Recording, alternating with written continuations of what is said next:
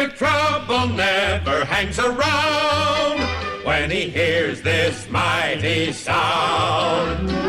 Here I come to save the day. That means that Mighty Mouse is on the way. Yes, sir, when there is a wrong to right, Mighty Mouse will join the fight. On the sea or on the land, he gets the situation well in hand. So though we are in danger, we never despair, 'cause we know that where there's danger, he is there. He is there on the land, on the sea, in the air. We're not worrying at all.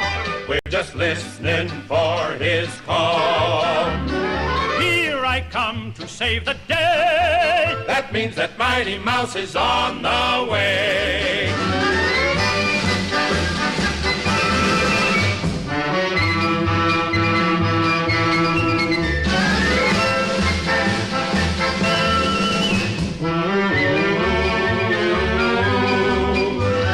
We're not worrying at all. We're just listening for his call. Here I come to save the day. That means that Mighty Mouse is on the way.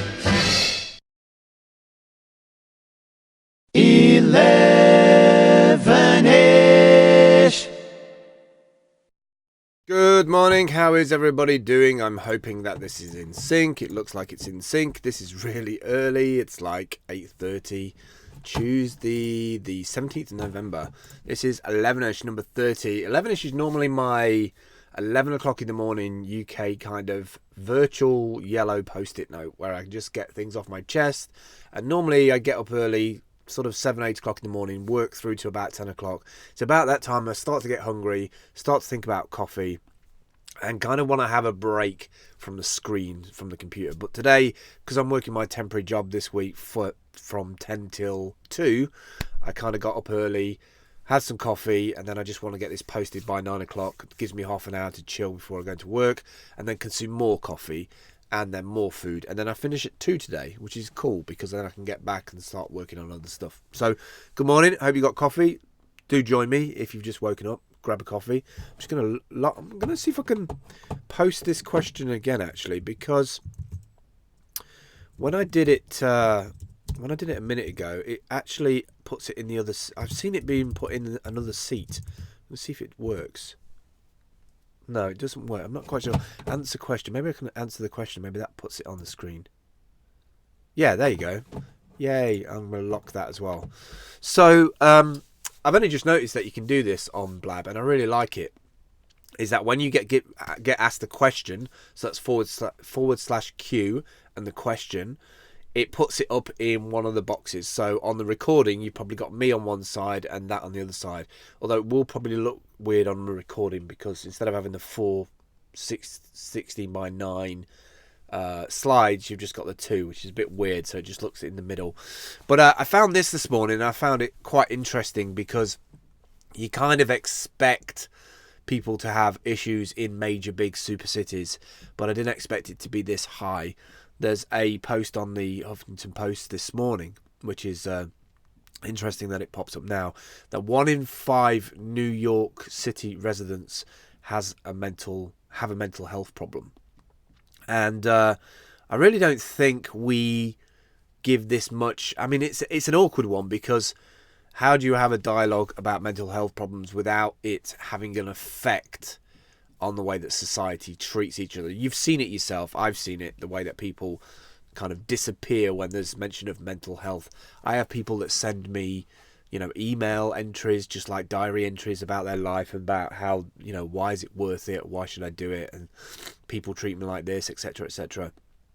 And, there's a lot of people hurting out there. There's a lot of people who have, real mental health problems, from, self-harm to anxiety and stress. I've had anxiety and stress, and a mild depression at points in my life. And it's kind of not talked about because it's an awkward thing to talk about. Nobody wants to be around somebody who's depressed, and everybody sort of flocks and disappears. But I do think that technology can help bridge the divide between somebody who feels, anxiety, depression, horrible kind of overwhelming sense of lack of purpose. There is a huge amount of things that are now affecting our daily lives. Technology does affect us. Here's the oxymoron for me, is that like it's kind of like a double-edged sword, technology, because we go faster, or we're so engrossed in it, or we're taking in so much information, making so much real-time choices. Yet on the other side, it can be used as a conduit to have those conversations about those things in a kind of not necessarily open, but in a secure format, in a secure area. And I kind of feel that's kind of what Team Humble have done over the last 30 days.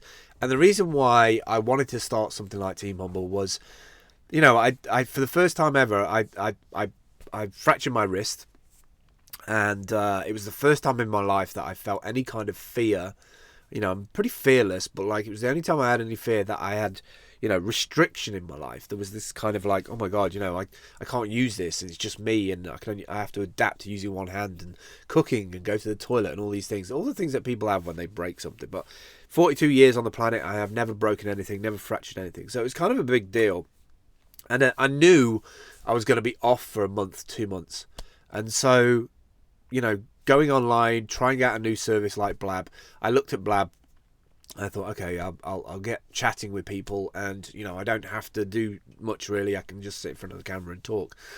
And I realised that I couldn't spend 6 or 7 hours in front of Blab just talking about stuff. I needed to action my attention span of being in that space. And I feel that people who have like mental health issues, they kind of need to have a conduit out for that. They need to be able to kind of just get in a non-judgmental group of people. And I don't mean like, in a physical sense where people sit around in sort of AA meeting style, but I kind of mean, like a new age kind of, almost like a fight club approach to mental health awareness. Because it is a topic that people kind of are very passionate about, scared to be judged about it. Don't want to necessarily bring it up because they don't want to be judged in society, because people don't want to hang around with people like that, or jobs going to treat people differently. But when you get in posts from the Huffington Post say 1 in 5 New York City residents have a mental health problem, I see something like Team Humble as being a kind of conduit between that and real world services, which are overstretched, by the way, and have trouble getting funding half of the time. But I think there's something in technology, in the way that we can get to information quickly, the way that we can lift each other up and empower each other by sharing what we know, the wisdom and intellect and intelligence and resources that we've got collectively as a group. And it's proved that to me in the last month. Like, we're just Team Humble with just a team of like 8 or 10 people, getting together. And we've kind of raised money, we've done graphics, we've done packages, we've gone on, like made social media packages, we've done campaigns, we've done blabs together, we've done like dance party things at night just to like relax and enjoy ourselves. We've kind of done Refresh Friday, like the good or bad or indifferent of the week, like show and tells. And there's just something about, knowing that you're going to go to one of those things, or there's something on later on tonight. So I've been trying to rack my brain in the last 18 days before we get to New York City to help out at soup kitchens across New York, which, by the way, I've been trying to go and do that at soup kitchens in the UK for about 3 or 4 years. And every time I've emailed, I've got an email back saying, yes, you can help. But then I never get an address, never get a ring back, never get an email back. Maybe they get busy. Maybe they just think I'm not real, I'm not going to turn up. But every time I've tried to do it, it's never happened. But the interesting thing is, now that I've put that kind of message out into the universe that I'm doing it this year, I've been having a dialogue with my mum, who's like, what do you want to do? She doesn't do anything on Christmas Day, so she's thinking of going to a soup kitchen on Christmas Day here in the UK. And if my mum gets on that, she will like go into minute details. She'll want to know the person, the contact detail. She'll just like admin, secretary, virtual PA it, because she used to be a PA for the catering department at the college that she worked at for well over a decade. She used to be the PA to the catering department head, and he used to help with all the silver service, in terms of people putting knives and forks on tables. So there's kind of like, and the whole delivery and the thing on your arm and saying, hello madam, hello sir, all that concierge stuff, which as a kid, every week on a Wednesday or Thursday, I used to go to the college. I used to go up to this room on this pseudo fake restaurant on the top floor and sit at the dinner table and be served by these students learning how to do silver service, which was amazing because, like, I know what good service is now, and I know what bad service is, and I know when people are invested in the job and when they love it and when they don't. So it's kind of like, and I've always been obsessed with behaviours as well. So for me, that was the perfect kind of upbringing from my mum's side. So where was I going with this? So yeah, we've got 18 days to go. I've been doing a few things behind the scenes in terms of, I could just wait now for things to happen before, sorting out my bag, sorting out passport and all that sort of stuff. But I kind of wanted to have a build up, and I wanted to have a bunch of stuff happening between now and when we go. So what I've started to do is I've started to roll out a series of tweets daily from 5 o'clock GMT, so it's like midday in New York City, so East Coast, 5 hours before, 5 hours behind, so like 5 o'clock GMT, lunchtime in New York City. Series of tweets that go out, which link to blog posts on my blog, which I'm going to put out. Let me see if I can find you the date 18 one, which should be tomorrow. So I should really put it out tomorrow, but I'm going to put it out here because it's live. I'm going to put this as a question. Daily tweets, 2 blog posts. Sorry about this. Check it out. And now I've put that as a question, and now I can ask that question by putting it here, and it just changes it. So there's the link on screen. But I've set my old blog up again, Motherboard, and what I'm doing is every day at 5 o'clock, like I said, I'm releasing a little blog post about and a graphic as we count down the days, but kind of my thoughts and processes as I lead up to it, because for me it's more about the pre-prep of getting there. I want to be in the right head state. I don't just want to be there and be on like vacation or a holiday or just a break or meet up with the rest of the Team Humble guys like in the physical. I kind of want to go there and be useful and have purpose and create value. And I want to go to those soup kitchens across New York City, see what they're doing, see what kind of numbers they're getting through the doors, but also seeing what their relationship is, access to public Wi-Fi and technology. And I kind of want to give them something that they can focus on, because I know when I was having all my depression and mental health issues about 4 or 5 years ago, that I just felt there was nobody. There was nowhere to go. I felt like awkward to go into places because I had no money.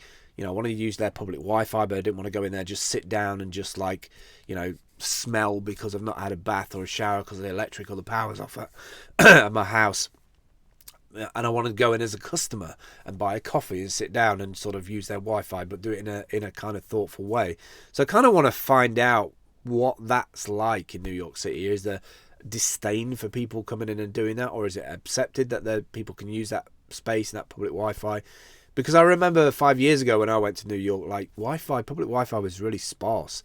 And I found that really shocking that New York City, this big, massive city, didn't have like public Wi-Fi or some level of public Wi-Fi across the whole of the city. So that'll be interesting. I'm looking forward to doing a bit of research and finding out. Because I kind of feel that even though that you have lots of tourists in these mega cities, they also feel like the loneliest places at times. I remember walking back from some place on 67th Street, some little dive bar thing, and seeing people asleep in like inside doorways in suits, almost like, well, there's no point in me travelling home. I've been on a night out, I might as well sleep here, get up in 5 hours time, go into the bathrooms, clean myself up, change my suit or and back to work. And it just got me thinking, like, how much of a section of society is doing that? Where are they doing that? So that's going out every day. I've just changed my 4G package thanks to Megan, one of our people in the group. What time am I on? 15 minutes. Cool. And so now I'm on the Christmas SIM package from EE. It's a 4G package, and they give you 200 gigabytes of 4G data, 100 gigabytes per month. And the best thing about it is it's £10, not £100. It's £10. So if you're coming to the UK for Christmas from anywhere in the world, make sure that you've got a SIM card. Make sure you've got a phone that has an unlocked SIM. And grab yourself an EE. Get one of your friends. If you're traveling to see friends or family, or you're staying with somebody and you've had to fill in the address details of where they're going, get them to look for the EE Christmas Summer SIM and get them to get a SIM delivered to their house. So when you arrive, you can drop that SIM into your phone, pay £10 at you get a card in the package, pay £10 at any like post office or shop, and then you just do Christmas 100 as a text, and you get 100 gig. And 4G data, 100 gig, you do live streaming, you can do blab, you can download stuff. Without it would make things a lot more difficult. I do 3 now, and I get 4G on that, but I find that EE's 4G is so much faster, so much better. I'm getting like 15 meg down and 5 meg up, which I know a lot of people are probably used to 50 meg or 100 meg on their broadband connections, but for a cellular connection, if I didn't have that kind of speed, I wouldn't be able to do this blab. So I think that's pretty much it, what I want to say this morning. Like I say, doing the countdown packages for countdown blog post packages every single day leading up to it. I'm super excited now because one of our team members has helped out and booked the Airbnb because I was struggling with trying to move money around. I've had so many problems with current account cards, which I should probably get into at some point, but I'm not going to get into it today. Right, it's coming up to 8:45, 16 minutes in. This has been 11ish30. Do join us tomorrow night and every night up to when we leave. We're doing a show every night on Wednesday, from Wednesday onwards, 10 p.m. GMT, so that's 5 p.m. East Coast, and it'll just be a catch-up show about things that have been happening in the day. There's a lot of stuff to get done before we go. There's the shop that I want to get up and running. There's the Udemy course for homeless and digital nomads that I want to get up and running, which will have a price on it, but I'll give out discount vouchers in New York City. There's just a lot of things to do before we go, or at least I feel there is a lot of things to do. Probably there's not that much to do, but I'm looking forward also to the end of November, because I'm taking, as soon as I get to the end of November, from the 1st to the 5th, we travel on the 5th. We actually travel, I think, on the 6th, actually fly on the 6th. But from the 1st to the 5th, I'm completely off. So I fancy taking a bit more time out, being on Blab a lot more, being a bit more engaging in different other Blabs and chats. So I'm looking forward to that. Right, I'm at work at 10, so more coffee, breakfast, and I think we'll be good to go. I will catch up with you tomorrow night at 10 o'clock. Until then, have a great Tuesday wherever you are in the world. Stay safe, look after each other, love each other, and don't drink too much coffee, because you end up like me, being a bit crazy with it. Too much anxiety. Right, I'll see you later. Bye.